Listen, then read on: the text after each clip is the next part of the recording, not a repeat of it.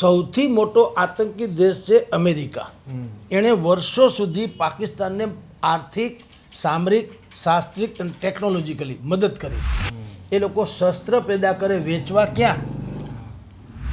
યુદ્ધ કરવું હોય તો ઠરાવ પસાર થાય છે આપણી સંસદમાં, જેમ બીજા નીતિ નિયમો હોય તેમ રાષ્ટ્રપતિ એમાં સહી કરે અને બાકાયદા વોર ડિક્લેર થાય, પૂર્ણકાલીન. અત્યારે જે છે સીમિત માત્રામાં છે, ડિફેન્સિવ છે. એ રાષ્ટ્રોને મદદ કરી છે. આપણે ભીખ નથી માગતા, સકોરો લઈને જવાની આપણી હાલત છે નહીં. આપણે ઉલટાના દાન ધર્મ કરીએ છીએ. $1 બિલિયન 19,000 કરોડ રૂપિયા આજે પાકિસ્તાનને આપ્યા. બોલો, બ્રાહ્મણને 2 મોઢા હોય. એ 2 મોઢાળા એટલે તમને મને એમ કે ભાઈ શાંતિ જાળવો, સંયમ જાળવો વગેરે વગેરે. એટલે ચોરને કે ચોરી કર અને ગરદણીને કે જાગતો રહે. આતંકીની ફેક્ટરી, એને જ મળશે બંડલો આપવા. આમ તો પાછા કેના લીધા તારા બાકી રહી ગયા, કોના દીધા તારા રહી ગયા, એવું તો પાકિસ્તાનનું છે. સલાહ આપી શકીએ કે બને ત્યાં સુધી સંયમ જાળવો, વાતચીતથી પતાવો, આ છે તે છે, એ બધું બરાબર વડીલની ભાષામાં. પણ તમને જ્યારે એમ લાગે કે એ લાતો કે ભૂત હે, બાતો સે નહીં માનેંગે, તો ઠોકો તમારે. फैसला जो भी हो मंजूर होना चाहिए. તમારો શબ્દ, फैसला जो भी हो मंजूर होना चाहिए. इश्क हो या जंग भरपूर होना चाहिए. મુદ્દાની ઉત્પત્તિ ક્યારે થઈ જગદીશભાઈ? કોઈ પણ યુદ્ધની શરૂઆત અંદરનો દગો. આપણા બાપ દાદાએ કીધું દિલમાં દગો ન હોવો જોઈએ. આ દિલમાં દગો રાખવા એનું પરિણામ અત્યારે પાક ભોગવી રહ્યું છે. પ્રથમ મુદ્દો એને લીધે આ સિંદૂર સેશન કહીએ કે ઓપરેશન કહીએ, પાર્ટ 1 અને પાર્ટ 2ની શરૂઆત થઈ ગઈ છે. યુદ્ધ હજી નથી થયું. આમ લોકોના મનમાં એવું છે કે યુદ્ધની હજી સત્તાવાર જાહેરાત નથી થઈ. પરંતુ પ્રશ્ન એ થાય, ઉત્પત્તિ થવાનું કારણ શું નહીં? જુઓ, એક શબ્દ છે જવાબદારી. હા, તમારી વિશ્વસનીયતા એક રાષ્ટ્ર તરીકેની. અત્યારે આપણે બધાને ખબર છે, ભારત ધારે તો ચપટીમાં મસળી નાખીએ મચ્છરને, એમ પાકિસ્તાનને મસળી શકાય એમ છે. તેમ છતાંય આપણે ડિફેન્સિવમાં છીએ. શબ્દ વાપરીએ છીએ ડિફેન્સિવ, રચનાત્મક, બચાવની ભૂમિકામાં. તમે અમને ઉકસાવો છો, તમે ડ્રોન હુમલા કરો છો, તમે અમારી પર આક્રમણ કરો છો, અમે તો બચવા માટે થઈને કોશિશ કરીએ છીએ. આવી જવાબદેહી અને જવાબદારી બંને એ જે લોકો ન નિભાવે એની હાલત પાકિસ્તાન જેવી થાય. કારણ કે પાકિસ્તાન પરાવલંબી છે, આત્મનિર્ભર નથી. અને વિશ્વના કેટલાક દેશો બધું જ સમજતા હોવા છતાં પાકિસ્તાનને સપોર્ટ કરે છે. શું કામ? એ લોકોના ગ્રાહક છે, ઘરાક છે. મને તમને આતંકવાદી ખરાબ લાગે છે, એને એ લાડકા લાગે છે. શું કામ? આપણે જેમ ખેતી પ્રધાન દેશ છે, એમ યુરોપીઝ કન્ટ્રી જેટલા છે એમાંના મોટાભાગના શસ્ત્ર પ્રધાન દેશ છે. તોપના નાળચામાંથી કબૂતરો ઉડે નહીં શાંતિના, ત્યાંથી લોહિયાળ જંગો થતા હોય છે. હવે એ જો શાંતિના પાઠ ભણાવે તો શસ્ત્રો ખરીદે કોણ? એશિયાના જેટલા અત્યારે જે આપણે રહીએ છીએ એશિયા કોન્ટિનેન્ટલ, એમાં જેટલા પણ દેશો છે, બાંગ્લાદેશ તમે કહો, પાકિસ્તાન કહો, અફઘાનિસ્તાન કહો, તુર્કિસ્તાન કહો, ફલાણા ઢીકણા, એમાં જેની પાસે ખરીદ શક્તિ છે, દેશ હોવું અને ખરીદ શક્તિ હોવું બે વચ્ચે ફેર છે. આણદો કે પરમાણદાને માણહે ફેર, એક લાખો દેતા ન મળે એક તાંબિયાના તેર. આપણે ત્યાં લાખો દેતા ન મળે એવા લોકો છે. 140 કરોડની જનસંખ્યા ધરાવતો આ દેશ છે. 5 ટ્રિલિયનની ઇકોનોમિકની પહોંચવાની ઘડીમાં છે. આપણે આત્મનિર્ભરતાની ચરમસીમાએ છીએ. આપણે એશિયાઈ કેટલાય રાષ્ટ્રોને મદદ કરી છે. આપણે ભીખ નથી માગતા, સકોરો લઈને જવાની આપણી હાલત છે નહીં. આપણે ઉલટાના દાન ધર્મ કરીએ છીએ. કોવિડમાં તો આપણે વિશ્વના અનેક દેશોને રસી પૂરી પાડીને બચાવી લીધા. જગત આખું એનું સાક્ષી છે. પણ આપણે આતંકને શું કામ સહન કરવો પડે છે? યુરોપીઝ કન્ટ્રીના બેવડા ધોરણોને કારણે. એ લોકો શસ્ત્ર પેદા કરે, વેચવા ક્યાં? અમેરિકાએ વર્ષો પહેલાં આનો આમ જન્મદાતા તમે કહો આતંકનો, તો આપણે જે અઝહર મસૂદ ને ફલાણા ને ઢીકણા એ નથી, એ તો પપેટ છે, પપેટ. સૌથી મોટો આતંકી અગર કોઈ દેશ હોય, એનો જનક હોય, તેનું નામ છે અમેરિકા. જ્યારે રશિયાએ અફઘાનિસ્તાનની ઉપર શાસન જમાવ્યું હતું ને એ કબજે કરવા કોશિશ કરી હતી, અમેરિકાને ખબર છે કે જો એશિયાઈ કન્ટ્રીમાં રશિયા અફઘાનિસ્તાન ઉપર કબજો કરી લેશે તો આપણને મુશ્કેલી પડે એમ છે, એટલે એણે પાકિસ્તાનને તૈયાર કર્યું. પૈસા, શસ્ત્ર અને તાલીમ બધુંય આપવાનું કે તમે ત્રાસવાદીઓ પેદા કરો, જેને અત્યારે આપણે તમે ને હું તાલિબાન તરીકે ઓળખીએ છીએ. રશિયાની સામે ટક્કર લેવા, અને ટક્કર લીધી. રશિયાએ ભાગી જવું પડ્યું. એક એવડું કેવું તાલિબાન એટલે કે અફઘાનિસ્તાનને કબજે ન કરી શક્યું. વર્ષો સુધી લડ્યું, તેમ છતાં ગેરીલા પદ્ધતિથી યુદ્ધ કરે તાલિબાનો. એ ડુંગરામાં ઉંદરની જેમ રહે, એને કાંઈ ન ગરમી લાગે ન ઠંડી ન કાંઈ. એ જાનવર જેવી અવસ્થામાં પણ રહી શકે, અને આ લોકોને જજુમાવ્યા. તો સૌથી મોટો આતંકી દેશ છે અમેરિકા. એણે વર્ષો સુધી પાકિસ્તાનને આર્થિક, સામરિક, શાસ્ત્રીક અને ટેકનોલોજીકલી મદદ કરી. શું કામ? અમે કહીએ ત્યારે તમે જેને હવે આપણે શબ્દ વાપરીએ good terrorist, bad terrorist. Pakistan પાસે બે પ્રકારના ત્રાસવાદી છે. સરકાર કે એમ કરે એ ગુડ ટેરરિસ્ટ, એ કે કાશ્મીરમાં જઈને ધડાકા કરી આવો તો એ ગુડ ટેરરિસ્ટ છે. પણ ત્રાસવાદીને તો કોઈ બુદ્ધિનો છાંટો હોતો નથી. ભસ્માસુરને તો એવું છે કે હું મરું કે મારવા દો, એને હાથ મૂકવા ન દે તો એ ગમે એને મારી નાખે. ત્રાસવાદીઓ ભસ્માસુર છે. એ જેટલા ભસ્માસુર થઈ ગયા એ બેડ ટેરરિસ્ટ. કારણ એ તો સૈનિકોને મારે.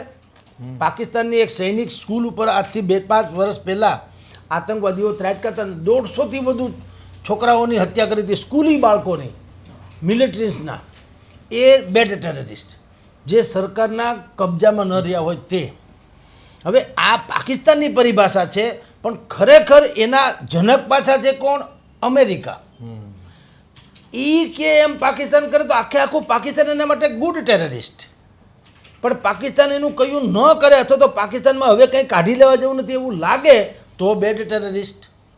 અત્યાર સુધી અમેરિકા પાકિસ્તાનને મદદ કરતું રહ્યું. અત્યાર સુધીની આજ સુધી, આજના જ સમાચાર છો, breaking news. International monitoring fund IMF એણે $1 બિલિયન 19,000 કરોડ રૂપિયા આજે પાકિસ્તાનને આપ્યા. બોલો. હવે ઇન્ટરનેશનલ મોનિટરિંગ ફંડ એને તો ખબર એવું ન, પાકિસ્તાન જે છે બહુ સજ્જન ને સંસ્કૃતિ ભર્યું રાષ્ટ્ર છે એવું હોય એવી માન્યતાનો કોઈ સવાલ નથી. આપણને ખબર છે પાકિસ્તાન શું છે, તો આને તો ખબર હોય જ. તો આવડી મોટી લોન કે એ લોન પણ માંડીવાળ જેવી જ હોય છે. આ લોન શબ્દ છે, એવું કંઈ હોતું નથી. હવે આટલા પૈસા આને મળે તો એની ચકલી ફૂલ કે ન ચડે તો શું થાય મને કહો? એક તો વાંદરો હતો અને એને દારૂ પાયો. તો સવાલ એ છે કે એ મદદ જે કરી રહ્યા છે એ તમારે ને મારી, હવે તો નરેન્દ્ર મોદીની સરકાર છે એને ખબર જ છે, પણ આપણી સરકારો જે ભૂતકાળની પણ થઈ ગઈ, એણે આ મિકેનિઝમ સમજતા હતા પણ એની સામે રિએક્ટ નહોતા કરતા. એટલે આપણે અહીંયા સુધી પહોંચ્યા કે પહેલગામે થાય ને કચ્છમાં, ભુજમાં પણ એના હજી મોટારથી માંડીને મિસાઇલ સુધી એ ત્રાટકી શકે. નહીંતર મજાલ છે કોઈની. પણ સૌથી મોટા બેવડા ધોરણો જે છે એ અમેરિકા સહિતના આવા તથાકથિત વિકસિત રાષ્ટ્રો છે, બ્રિટન ઇત્યાદિ, જે શસ્ત્રો જ પેદા કરે છે. એનો જન્મ જ આતંક જે છે એને પલપવાનો છે. એ લોકો મદદ કરે ને આપણી ઉપર હેરાન કરે. એ બે મોઢાળા કહેવાય, ધામણ જેવા. ધામણને બે મોઢા હોય. એ બે મોઢાળા એટલે તમને મને એમ કે ભાઈ શાંતિ જાળવો, સંયમ જાળવો વગેરે વગેરે. એટલે ચોરને કે ચોરી કર અને ગરદણીને કે જાગતો રહે. આ બેવડા ધોરણો જે પશ્ચિમી રાષ્ટ્રોના છે એને કારણે એશિયાઈ રાષ્ટ્રો હેરાન થઈ રહ્યા છે. અને એટલે તમે જેમ કીધું કે આ બધું જે જાણવા છતાં શું કામ એને છાવરે છે? કારણ કે આ લોકોના શસ્ત્રો વેચાય કોણ, લે કોણ? જો ભારતને 4 કરોડ શાંતિ હોય, ઇઝરાયલની જેમ કોઈ શત્રુ ન હોય, તો ભારત શસ્ત્ર શું કામ ખરીદે? આપણે છાસવારે વાંચીએ છીએ 36,000 કરોડના રાફેલની ડીલ કરી આપણે. 36,000 કરોડ. તમે કલ્પના તો કરો એ રકમ કેવડી થઈ. આ તો પાકિસ્તાન જેવું નઠારું આપણી પાસે પડોશી છે, ન હોય તો એ 36,000 કરોડના લઈને રાખી જ મૂકવાના ને. ફોડવા જેવું તો કાંઈ છે જ નહીં. બીજો તો કોઈ આપણો શત્રુ નથી. નેપાળ નથી, બાંગ્લાદેશ નથી, ભાઈ અફઘાનિસ્તાન નથી, બાકી કોઈ છે નહીં. આ એક છે માથાકૂટ કરવાવાળું. પણ એ શું કામ કરી શકે છે? એની ત્રેવડ નથી. પણ એની પાછળ આ લોકો છે, અમેરિકા સહિતના રાષ્ટ્રો એના ખીલે આ કૂદે છે. ગઈકાલ સુધી મિયાની મીંદડી થઈ ગયેલી આ શહેનાજની સરકાર જે છે પાકિસ્તાનની, આજે એની ચકલી શું કામ ફૂલકે ચડી? કારણ કે મળી ગઈ લોન. ઇન્ડિયન મોનિટરિંગ જે મની ફંડ જે છે એ લોકોએ $1 બિલિયન જાઓ તમને આપી. શું કામ આપી? એ કાંઈ આના ઝાડવા વાવવાના, ત્યાં કંઈ ગાયના ગોંદરા કરવાના છે, અન્નક્ષેત્ર ખોલવાના છે? નહીં, આતંકીની ફેક્ટરી. એને જ મળશે બંડલો આપવા. ત્યાં આમથી પાછા કેના લીધા તારા બાકી રહી ગયા, કોના દીધા તારા રહી ગયા, એવું તો પાકિસ્તાનનું છે. આમતું સકરો લઈને ફરે. હવે એને ખબર છે, અમેરિકા જવાની ખબર જ હોય. ઇન્ટરનેશનલ મોનિટરિંગ ફંડ એટલે આમ જુઓ તો આ સંસ્થાના નામ જ છે યુનાઇટેડ નેશન કહેવાય. હું વિશ્વ કક્ષાનું સંગઠન. અમેરિકા કે એમ થાય. હો વાતની એક વાત, બીજું કાંઈ છે નહીં. હવે મેન પ્રશ્ન એ થાય શસ્ત્રોની બાબતમાં. આપણે ઇન્ડિયા અત્યારે આગળ છે, પાક પાસે એટલા શસ્ત્રો છે નહીં.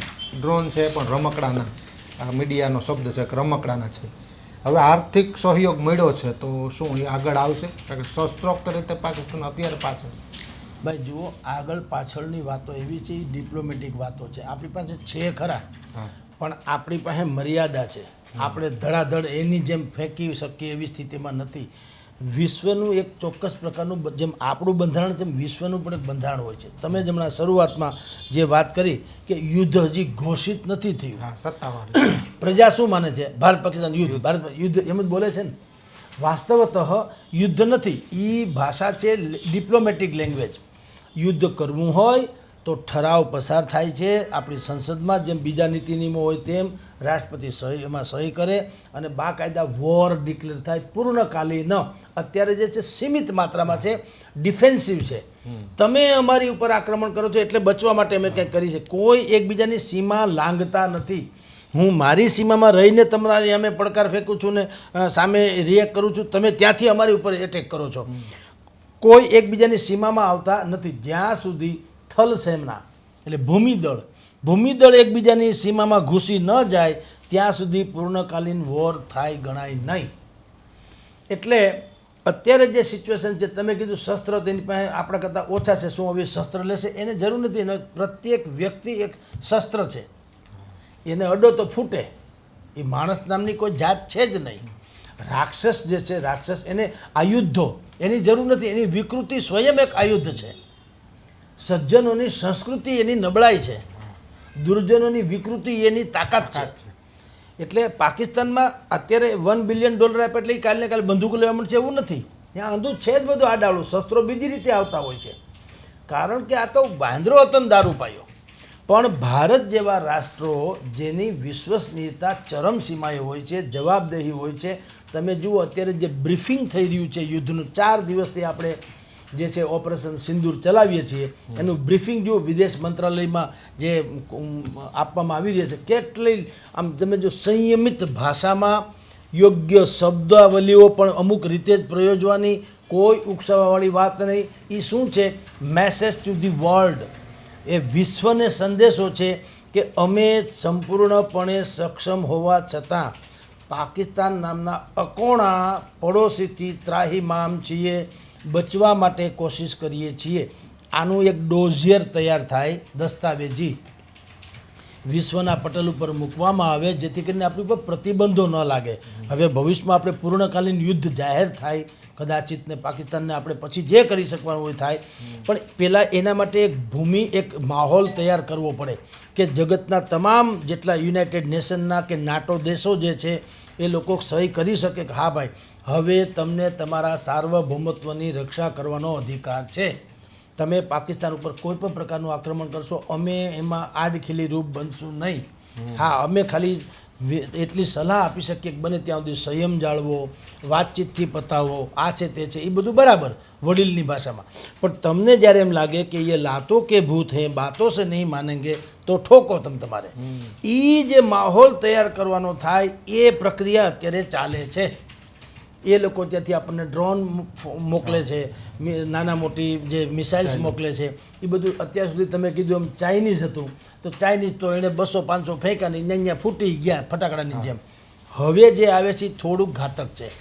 અત્યારે કાશ્મીરમાં જે સરહદી વિસ્તારો જે છે ત્યાં એણે જે ફેંકા છે એમાં દાઝ્યા કૂટાય છે, આપણા લોકો હતાહત થયા છે અને જે કેટલીક ઇમારતો છે એ તૂટી ફૂટી ગઈ છે. એવા વિસ્ફોટક તો છે જ.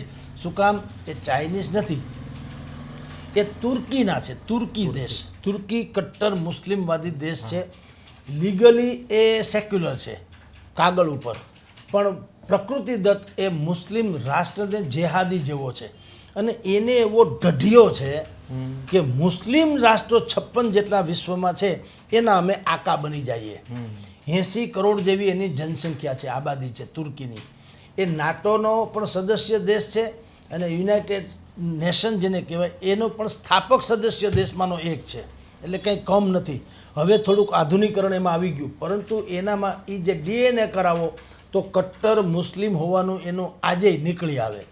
એક જહાજ ભરીને એણે 2-3 દિવસ પહેલાં પાકિસ્તાનમાં વિસ્ફોટકો ઉતાર્યા, જેને આપણે ડ્રોન કહીએ છીએ કે મિસાઇલ કહીએ છીએ. એ મિસાઇલ જે છે એ ઓછી ઊંચાઈએથી પણ 10 કિલોમીટરની રેન્જમાં તબાહી મચાવી શકે એવી સક્ષમ છે. એ મેન્યુઅલી પણ ઓપરેટ થઈ શકે એમ છે, ઓટોમેટિક સ્વસંચાલિત પણ છે. એની અંદર ઇનબિલ્ટ હથિયારો છે, નાના મોટા બધી જ પ્રકારના હથિયારો એમાં રહી શકે છે. એમાં GPS સિસ્ટમ છે, એમાં ગ્લોબલ નેવિગેશન જે સેટેલાઇટ વિસ્તાર છે એની પણ એમાં સિસ્ટમ છે. ધારે અત્યારે આપણે અહીંયા કહીએ છીએ કે બ્લેકઆઉટ કરજો, બ્લેકઆઉટ કરજો, પણ તમે બ્લેકઆઉટ થઈ જાઓ એટલે એ બ્લેકઆઉટ નથી થતું. એમાં હવે સિસ્ટમ છે, GPSથી માંડીને ગ્લોબલ સિસ્ટમ બધી છે. એમાં નામ સરનામું લખીને આવે. અહીંયા બ્લેકઆઉટ હોય તોય મને ધારો કે એનો ટાર્ગેટ હું હોઉં અથવા આપણી આ ઓફિસ હોય તો અચૂક પડે જ પડે ને આપણો સત્યાનાશ થઈ જાય. બ્લેકઆઉટ હોય કે વ્હાઇટ આઉટ હોય એવું મતલબ નથી. એ જૂના જમાનાની વાતો છે. પણ ખેર, બને ત્યાં સુધી સરકાર એવી કલ્પના કરે કે બ્લેકઆઉટની દ્રષ્ટિએ પણ તમે ટૂંકમાં બ્લેકઆઉટ શું કામ કરાવે છે? આપણને લાગે કે જે બુદ્ધિ આપણે છે સરકારમાં ન હોય. સરકાર તો 10 ગણી બુદ્ધિશાળી હોય ને. હા, બ્લેકઆઉટનું ગુજરાતી એ છે કે બ્લેકઆઉટનું જાહેરાત થાય તો કમસે કમ તમે બિન જરૂરી રીતે તો બહાર ન નીકળો, ઘરમાં રહ્યો ને. બ્લેકઆઉટનું ગુજરાતી એ છે. દરેક માણસ બિનજરૂરી રીતે હાલો પાન ખાવાનું, ફાકી ખાવાનું, ફાફડા ખાવા એમ તો ન નીકળો. અનિવાર્ય હોય તો જ નીકળો, બાકી ઘરમાં રહ્યો. એટલે બ્લેકઆઉટ અત્યારે કરવામાં આવી રહ્યું છે. પણ એ જે તુર્કીની ડ્રોન અને તુર્કીની મિસાઇલ વગેરે કચ્છ ભુજથી માંડીને શ્રીનગર સુધી વાયા પંજાબ કે જયપુર જેસલમેર જ્યાં પણ પડી રહી છે એ તુર્કીએ મોકલેલી વાતો છે. એટલે $1 બિલિયન લોન એટલે સહાય અને તુર્કીના શસ્ત્રો આ બે મળ્યા એટલે વાંદરો છે એણે દારૂ પીધો છે અને આ ઊંકારા કરી રહ્યો છે. પણ એ લાંબુ ચાલશે નહીં. અત્યારે જે કરી રહ્યો છે એની વિરુદ્ધમાં જનારી વાતો છે. જી